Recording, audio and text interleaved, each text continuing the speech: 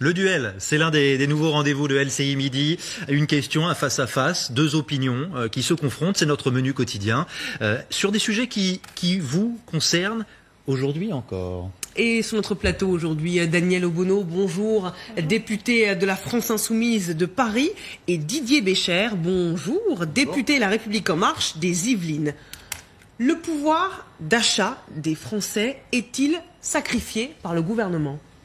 Bah écoutez, ça clairement, le gouvernement a essayé de déguiser cette baisse en expliquant que ça ne diminuait pas, mais sachant que l'inflation augmente et que l'augmentation des prestations est bien moindre que l'inflation, dans les faits, très concrètement, la majorité des Français qui touchent les prestations sociales vont voir leur aide baisser. Donc effectivement, après, il y a une minorité qui, depuis le début du quinquennat, bénéficie des plus grandes largesses. Ce sont ceux qui ont déjà beaucoup, qui ont bénéficier de la baisse de l'impôt sur la fortune et de toutes les aides qui ont été apportées par le gouvernement, les majorités, mais ce n'est pas la majorité des Français et des Françaises, ça c'est clair. Didier Bécher ? Difficile de généraliser, je crois que le pouvoir d'achat, suivant les personnes dont on parle, les retraités, les étudiants, les salariés, vont voir le sujet de manière extrêmement différente. On a une politique, en tout cas, qu'on déroule, une politique en faveur du travail, de l'emploi, et c'est ça qui nous guide dans toute notre politique depuis qu'on est arrivé. Il y a la baisse des cotisations sociales pour les salariés, la suppression des cotisations de sécurité sociale pour les étudiants. Donc le pouvoir d'achat, oui, je pense que les plus aisés, à un moment donné, vont se retrouver en difficulté. Par contre, on fait un focus fort pour aider ceux qui sont les plus fragiles. Les plus aisés en difficulté ? Je pense que c'était peut-être... C'est-à-dire les plus aisés en difficulté. Les plus aisés vont voir effectivement leur pouvoir d'achat probablement baisser. Par contre, vous avez sur l'augmentation du minimum vieillesse, une augmentation qui est prévue. Donc sur ces retraités-là, par exemple, il y aura pas de baisse. Alors vous parlez des retraités, et justement, on va faire du très concret. Vous allez voir, on a pris notre calculette dans LCI Midi, et on a pris 3 cas. Jacques, par exemple, 70 ans. Regardez, on a fait des simulations, vous allez comprendre tout à fait. Je vois votre œil surpris et étonné, Daniel Obono, vous allez comprendre. Jacques, il a 70 ans au minimum vieillesse. Il gagne 803 € par mois. Revalorisation du minimum vieillesse. La taxe sur les carburants, parce que ça pèse beaucoup sur les Français, les hausses des taxes, surtout depuis le 1er janvier dernier. Il va gagner 534 € de pouvoir d'achat par an. On a pris d'autres exemples. Oui, Marie, retraitée de 63 ans, avec une retraite de 1340 €, avec une taxe d'habitation de 600 €. Elle perd en 2019 351 € par an. Et si on prend l'exemple d'un couple, Jeanne et Antoine par exemple, couple retraité à 2050 € par mois, avec une taxe d'habitation de 800 €, ils perdent sur l'année 689 € par an. Didier Bécher, vous voyez bien que même si le gouvernement a préservé le minimum vieillesse, les retraités subissent un coup dur sur leur pouvoir d'achat. Oui, alors après c'est difficile, je pense, d'extraire 3 exemples et d'en faire une généralité. Si on regarde on fait pas de généralité, justement.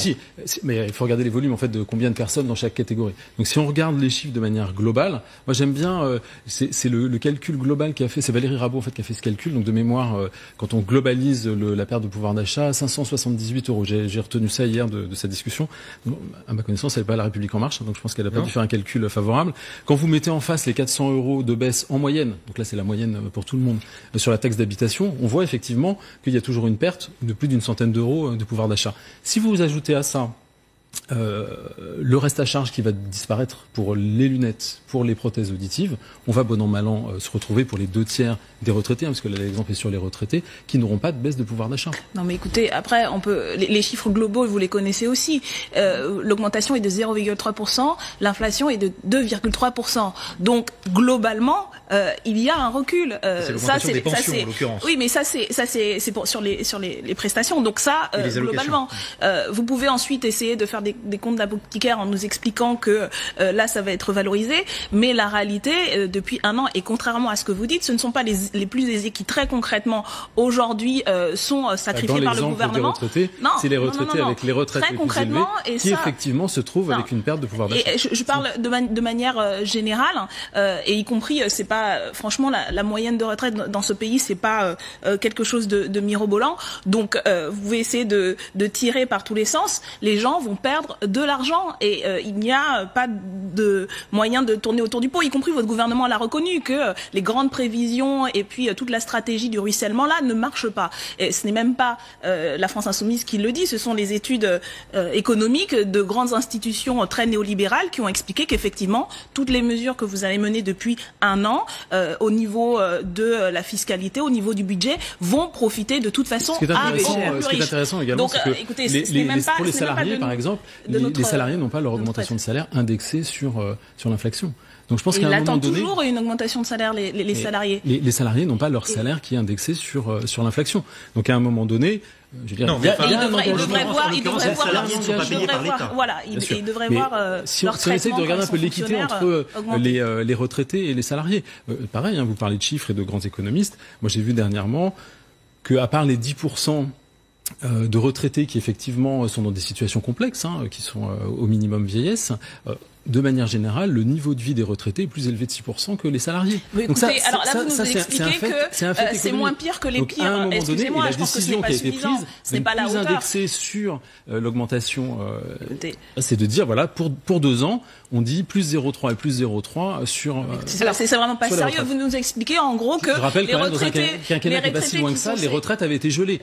Soit, mais là, on ne parle pas de l'autre quinquennat. Au bout d'un moment, ça va bien de renvoyer aux autres gouvernements. Vous êtes au pouvoir, vous avez fait des choix. On a eu des débats on a eu des débats et le travail qui guide notre politique. Dont on voit les résultats aujourd'hui, qui sont une perte de pouvoir d'achat. Le chômage n'a pas reculé, il n'y a pas de relance de l'activité. Et vous nous expliquez que les retraités devraient être contents parce qu'il y en a qui gagnent encore moins. J'ai pas employé le terme devrait être content. Effectivement, en gros, ils sont dans une position moins pire que le moins pire. Je pense que ce n'est pas à la hauteur aujourd'hui de la situation. Les 2 tiers des retraités ne vont pas avoir de perte de pouvoir d'achat. C'est ça que je dis. De la situation que connaissent aujourd'hui la grande majorité des Français et des Françaises, c'est-à-dire une situation de difficulté économique et sociale, et qui vont voir non seulement le pouvoir d'achat direct, mais toutes les prestations indirectes qui vont reculer parce que votre budget aussi va faire reculer le service public va reculer, sauf pour les soutiens de famille ou tout le service public va. Encore une fois, pour les plus faibles, il y a une politique volontariste pour les plus faibles. La question, c'est pas pour les plus faibles, c'est pour la majorité. Et aujourd'hui, la majorité de la population connaît des difficultés et voit ces difficultés elle doit avoir un emploi qui lui permet d'avoir un désocialiser les heures supplémentaires. Je dis encore une fois, c'est pas les salariés qui décident de faire des heures supplémentaires. On nous a déjà fait le coup avec Sarkozy, on voit comment ça a bien marché. Excusez-moi, on le sait aussi que cette politique-là... On est sur le pouvoir d'achat, madame Goulot. En termes de pouvoir d'achat, un salarié qui aujourd'hui est contraint de faire des heures supplémentaires, et le nombre d'emplois que ça va détruire, vous avez montrer des chiffres toujours sur le pouvoir d'achat qui concerne tous les Français qui ont une voiture, pas seulement les retraités. Regardez, le samplon a grimpé de 15% en un an. Le gazole, lui, a bondi de 22%. Alors, on peut expliquer en partie cette tendance par la forte hausse des taxes depuis le 1er janvier, de ce que l'on appelle la contribution climat-énergie. L'idée étant de rendre les énergies fortement carbonées plus onéreuses, de manière à limiter les usages. Je voudrais qu'on écoute la réaction des automobilistes. Écoutez. Je fais à peu près un plein par semaine et donc c'est vrai que je vois à chaque fois les petits centimes, mais c'est vrai qu'on le voit augmenter au fur et à mesure. Je travaille dans une boîte, mais c'est pareil quoi. Le patron, il se plaint de l'augmentation de gasoil, de trucs, de machin. C'est un manque à gagner pour les sociétés aussi. C'est abusif. Abusif, d'autant plus que majoritairement ce sont des taxes. Donc je trouve ça anormal quoi. Didier Bécher, qu'est-ce que vous répondez à ces conducteurs? Oui, la taxe écologique, effectivement, a augmenté, en gros, sur un plein entre 1 euro et 4,56 €, je crois, de mémoire. Le plein, oui, c'est une réalité. Mais quand on parle de la transition écologique, à un moment donné, il faut la faire réellement. Et c'est un des moyens de participer à la transition écologique. Alors, il faut faire des sacrifices, c'est ça. En contrepartie, il y a, si vous vous équipez d'une voiture moins polluante, vous avez une prime entre 1 000 et 2 000 €. Il y a le chèque énergie. Enfin, il y a plein d'autres éléments qui ont été mis en place pour contrebalancer.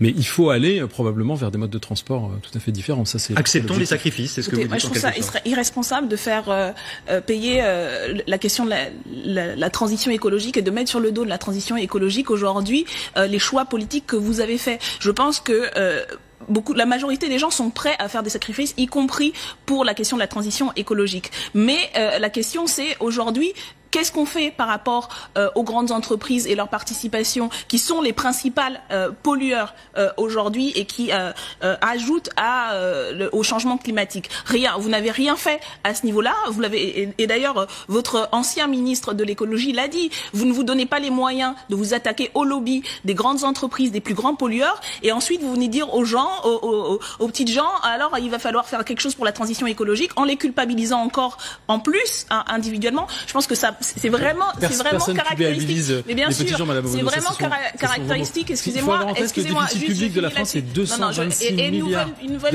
milliards de dollars. Donc à un moment donné, quand on gouverne, il faut prendre des décisions pour avoir cet équilibre. Quand vous expliquez que en fait vous augmentez les taxes pour la transition écologique, ça montre à quel point vous n'avez rien compris à l'ampleur du problème. Et quand vous nous voulez parler du déficit, oui, mais qu'est-ce que vous avez fait? Non, qu'est-ce que pour changer votre voiture et avoir une voiture polluante, ça veut dire accompagner. Qu'est-ce que vous avez fait sur le budget? Vous avez donné des milliards aux plus riches, aux grandes entreprises. C'est ça, ces choix-là que vous avez fait. Vous l'avez fait. Non mais écoutez, excusez-moi. C'est vraiment un totem. Toujours la même rengaine. Ah bah oui, excusez-moi, l'argent, comme disaient vos présidents, ça ne pousse pas sur les arbres, ça ne tombe pas du ciel. Et ce qui est sûr, c'est que ça ne ruisselle absolument pas sur la majorité des Français. On aura l'occasion. Vous avez fait le choix des plus riches, vous restez sous le gouvernement des riches, et vous menez une politique contre les pauvres et contre l'écologie. Les Français et les Françaises s'en rendent compte aujourd'hui. Les prestations des plus faibles sont toutes augmentées aujourd'hui. On aura l'occasion de poursuivre ce débat. Merci d'avoir accepté notre invitation pour notre duel. Rendez-vous quotidien donc dès 13h. Merci Daniel Obono.